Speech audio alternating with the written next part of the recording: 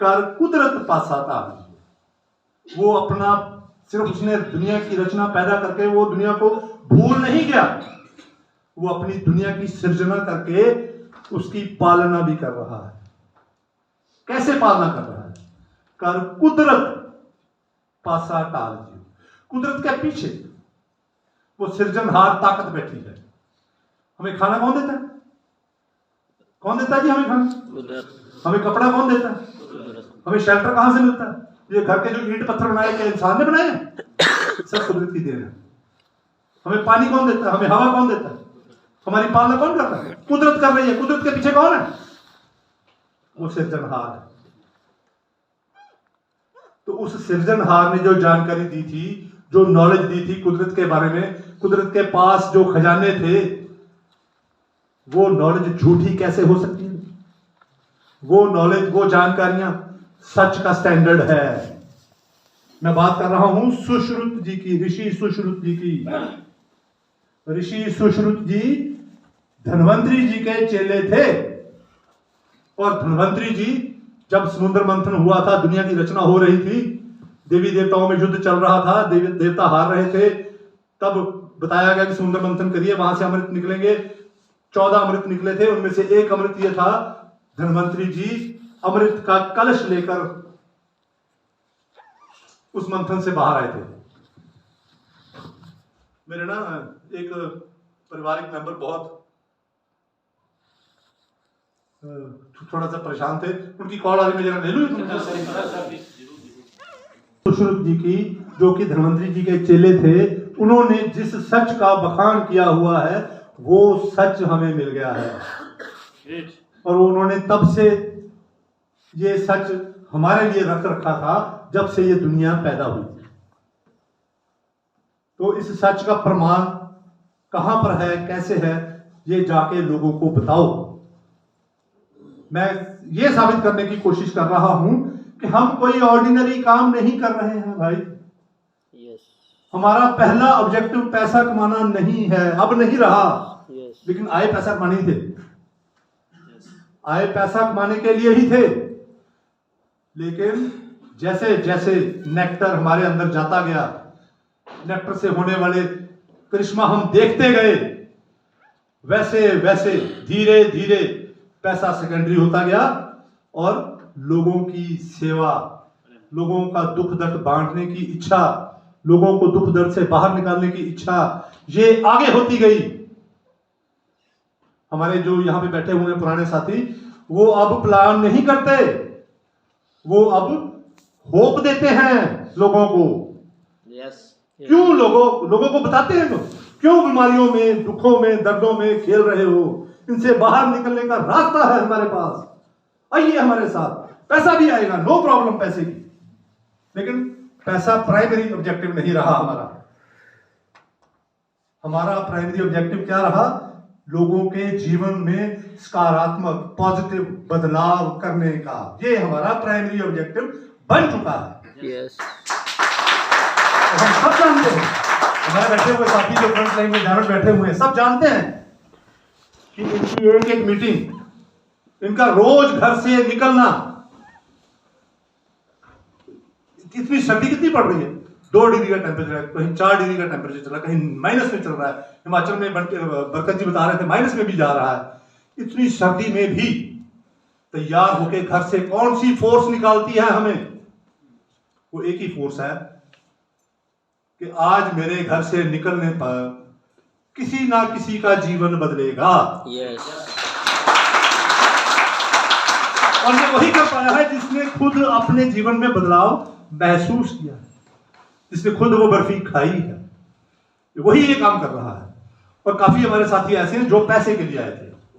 ठीक है, पैसा कमाना अच्छी बात है, बुरी बात नहीं है। पैसा कमाते कमाते भूल गए पैसा कमाना। अब चीमा जी को नहीं पता उनके बैंक में कितने पैसे आते हैं, दलबीर जी को नहीं पता, और पवन जी बैठे मेरे भाई हैं, इनको नहीं पता पैसा कितना आ रहा है। इनको ये पता है आज कितने लोग उनका जीवन बदला है, कहां पे रिजल्ट आया है, कैसे लोगों ने खुशियों भरी टेस्टिमोनियल्स हमारे बताए हैं। आज ये हमारा ऑब्जेक्टिव रह गया है।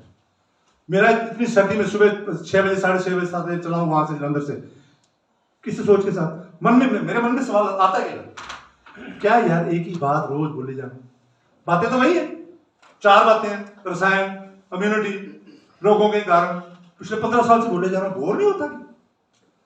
बंदा थक नहीं जाता?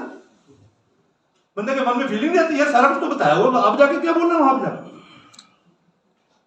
मन में आता है सब, लेकिन ये बातें पीछे हो जाती हैं जब ये ख्याल मन में आता है कि आज कुछ नए बंधु हमारे आए होंगे वहां यस, या कुछ हमारे पुराने साथी, उनको कुछ बातें पिछली मीटिंग में उनके मन में रह गई होंगी, कुछ शब्द वो नहीं पकड़ पाए होंगे, तो मेरे जाने से पता नहीं कितने लोगों का जीवन बदलने वाला है।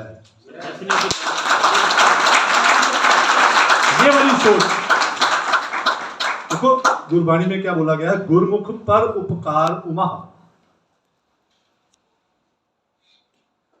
परमात्मा की राह पे चलने वाला इंसान हमेशा उसके मन में पर उपकार करने की इच्छा और उमंग बनी रहनी चाहिए। और यहां तो पर उपकार करके पैसे भी मिलते हैं, सीधी सी बात, नाले पुण्य ते नाले फलियां। यस, इसको इबादत समझो, इसको बिजनेस मत समझो, ये इबादत बन चुका है हमारा। जो शिद्दत से ट्रू नेक्टर के साथ काम कर रहे हैं, देखो मेरे अंदर भी ये जज्बा, ये जोश, ये सब आप लोगों को देख के आ रहा है। जो शिद्दत से ये वाला काम कर रहे हैं, उनको किसी मंदिर, मस्जिद, गुरुद्वारे में जाके चारदीवारी के अंदर सेवा करने की जरूरत नहीं है। यस, उनका तो रोजाना जीवन ही सेवा बन चुका है। राइट।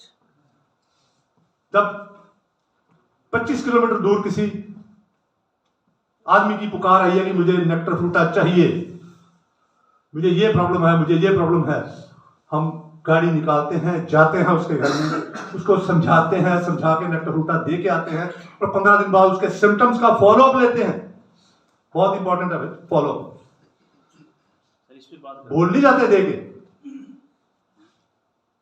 जब फॉलोअप लेते हैं, उसके सिम्टम्स उसको वो बताता है, और फिर उसको समझाते हैं, ये सिम्टम्स तेरे जो आए हैं अच्छी बात है भाई, इनका आना अच्छी बात है, और फिर उसके सिम्टम्स को मैनेज भी करते हैं।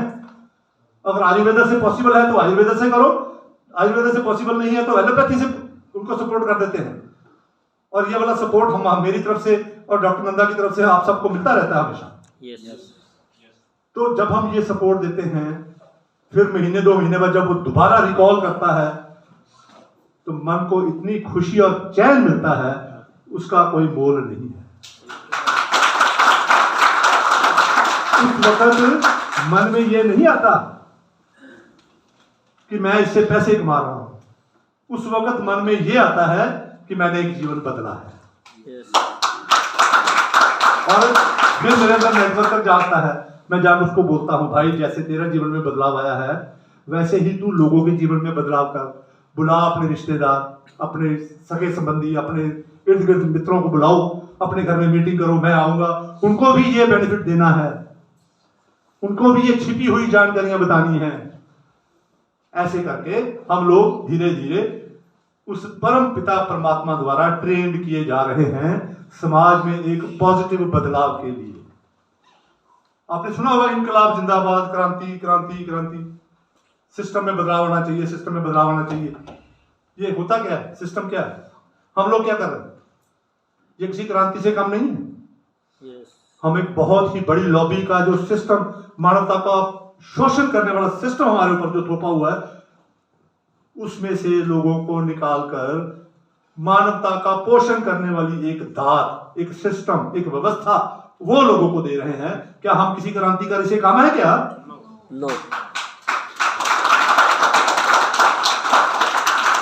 हमारे सामने जिन्होंने देश के लिए जान दी है, ऐसा क्रांतिकारी जब आ जाए तो हमारा शीश नमन से झुकता है।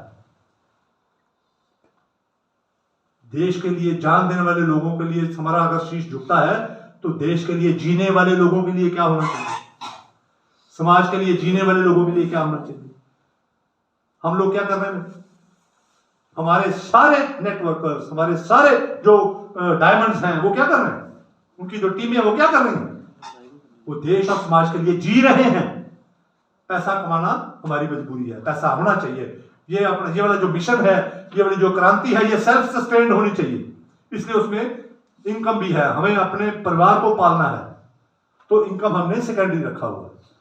लेकिन शिद्दत से जिन्होंने ये काम किया है, उनके घर में इतनी बरकत हुई है कि पैसे की कभी कमी महसूस नहीं हुई।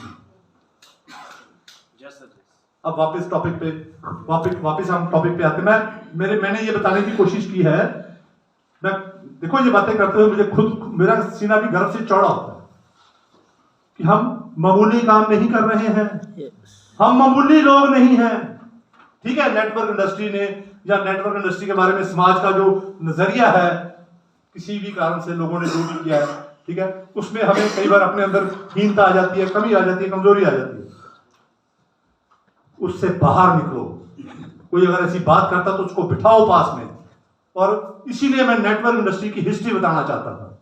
1960 में जो कोशिश हुई मानवता का पोषण करने वाली साइंस को जब एजुकेशन में जोड़ने की कोशिश हुई, उसको नकार दिया गया, ये कहकर नकार दिया गया कि आपके पास रिसर्च नहीं है।